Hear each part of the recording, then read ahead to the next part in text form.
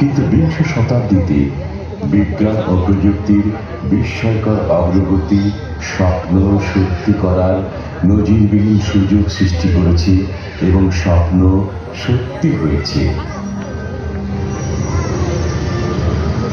শিল্প বিপ্লবের মধ্য দিয়ে কাজাখস্তানের ট্রেন চলতে শুরু করার পর এক নতুন বিপ্লবের আলো ছড়িয়ে পড়ে।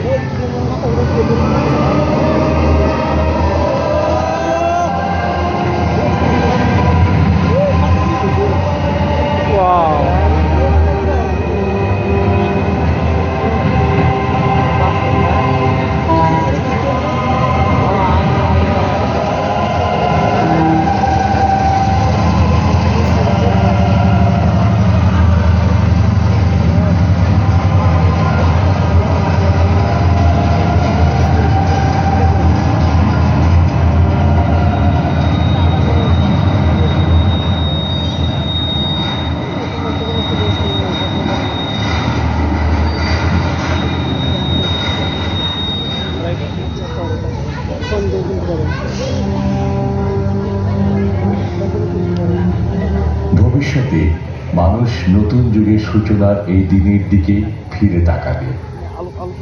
কিভাবে পৃথিবী ছেড়ে যেতে হয় মানব জাতি সেই শিক্ষা অর্জন করেছে।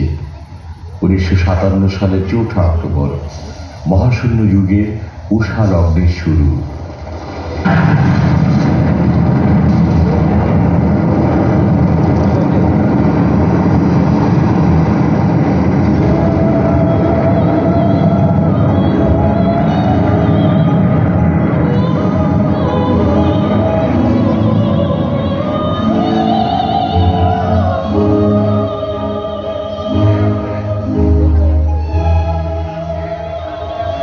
সোভিয়েত ইউনিয়ন স্পুটনিক নামে মহাকাশযান উৎক্ষেপণ করে, যা আগেরগুলোর চেয়ে দ্রুতগতি সম্পন্ন। এটি এত দ্রুতগতি সম্পন্ন যে পৃথিবীর মাধ্যাকর্ষণ তাকে পিছু হটাতে পারেনি।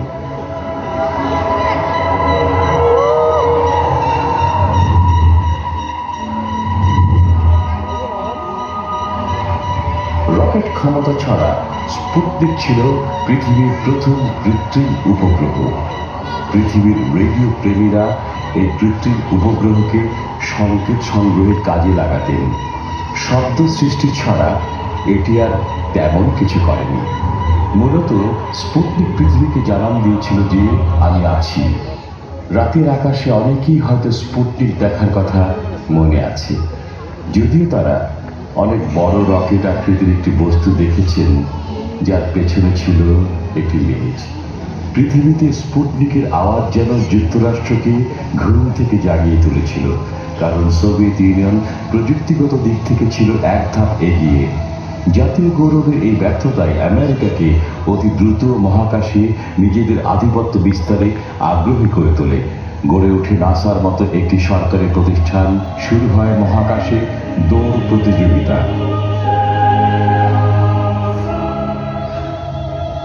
মাত্র 1 মাস পর সোভিয়েতরা আরেকটি স্পুটনিক পাঠিয়ে আবারও নিজেদের শক্তি প্রমাণ করে। স্পুটনিক 2 ছিল আগেরটির চেয়ে 6 গুণ বড়।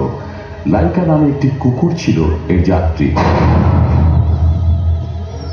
পৃথিবীর কক্ষপথে লাইকা ছিল সর্বপ্রথম জীবন্ত প্রাণী। পৃথিবীতে ফিরে আসার সুযোগ না থাকায় লাইকা প্রাণ হারায়। মহাশূন্যে লাইকা মাত্র কয়েক ঘন্টা জীবিত ছিল, পরে শারীরিক বৈকল্যে মারা যায়।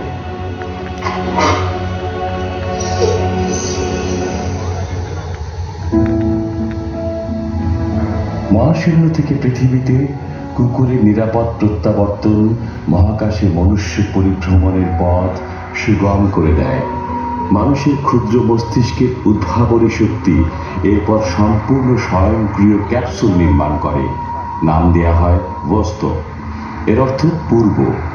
গোটা বিশ্বকে অবাক করে দিয়ে 1961 সালের 12 এপ্রিল ভোস্তক 1 মহাশূন্যে একজন মানুষকে নিয়ে পৌঁছে যায়। এবারই প্রথম কোনো মানুষ পৃথিবীর বাইরে এবং এর কক্ষপথে পৌঁছে।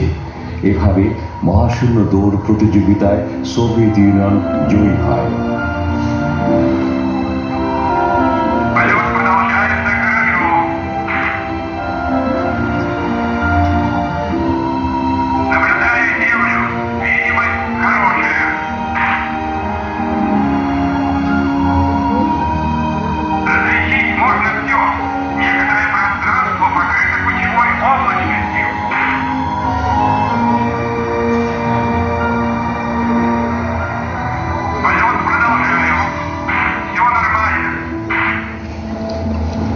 পুস্তকের ভিতরে যে মহাকাশচারী তার মৃদু হাসির জন্য বিখ্যাত, তিনি ইউরি অ্যালেক্সেভিচ গ্যাগারিন।